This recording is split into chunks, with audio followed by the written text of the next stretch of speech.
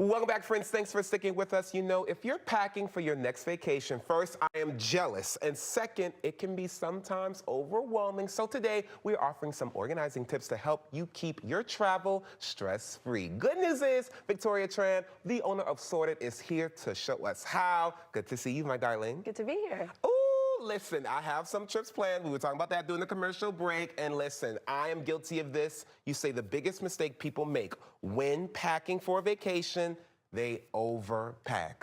Yes, absolutely. It's the same situation in your home.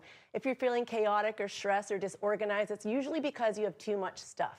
So same goes for travel and packing. So what's your solution then, right? There are some questions you suggest we ask ourselves when we're packing to figure out how not to overpack. Yeah, absolutely. Oftentimes people pack for what if this scenario and what if that scenario, and that could be never ending.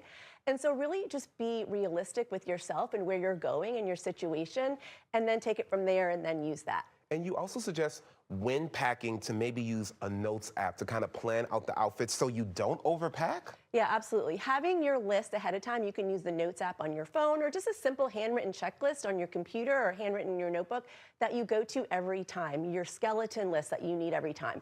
Then tweak it based on where you're going or what you're doing.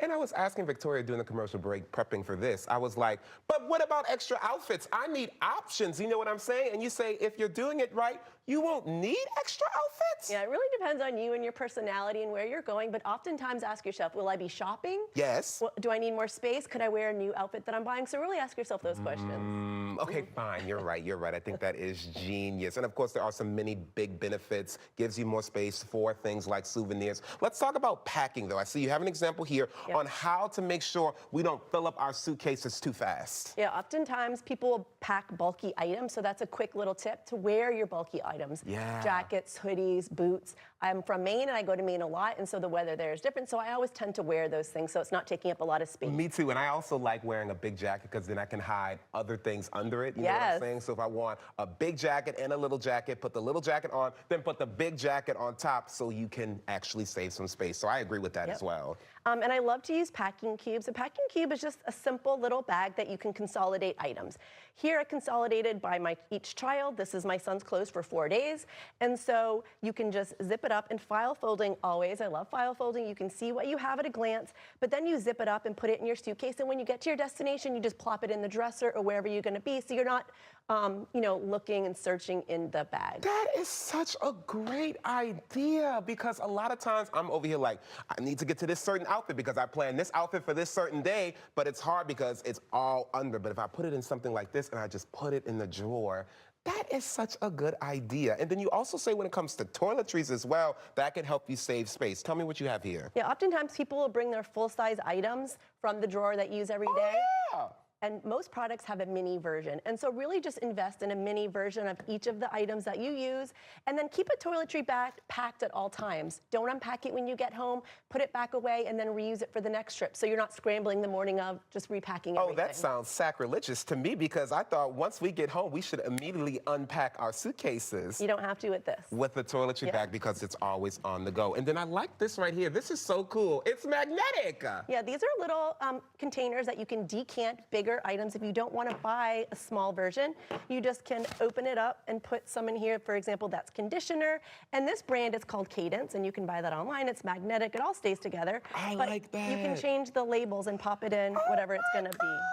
That is too cute. Like this is for eyelashes. Oh, that is adorable. I like that. Now, when you say it comes to the actual day of flight, staying organized while flying is so important. You suggest putting things in pouches. Yes, as we all know, being on a plane, you're in very tight quarters. Okay. And you may be there for many hours. And so really making it easy to get what you need. And so I love giving things homes in my home and when I travel, and so doing that with pouches. They don't have to be fancy like this. You can use Ziploc bags or just shopping bags, but making it easy. When you need that passport, you're just gonna open that bag and get it out. Ooh, maybe I'll you're take that charging, $10. yeah, the charging cord, the money, that kind of thing. This is in-flight essentials, like maybe your book, your notebook, your headphones, that kind of thing. And I like that it's labeled as well, which I think is so genius. But I love this right here. Bring A laundry bag. Yes. Genius. I love to separate the dirty clothes from the clean clothes so you know what's what.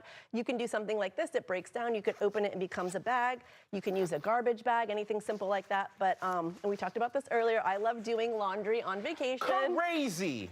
If I'm going to be there for more than 4 or 5 days, I usually drop my clothes off at a laundromat and they can do it for you. Or you can go really early in the morning when everyone else is sleeping, bring your book and get the laundry done. But that way you don't have to pack as much. Yes, and of course, obviously you can fit this in things like a backpack, which you have here as well. How early should someone start packing, in your opinion? It really depends on your personality and the kind of items you have. For me, I can't pack too far ahead because I don't own that many items.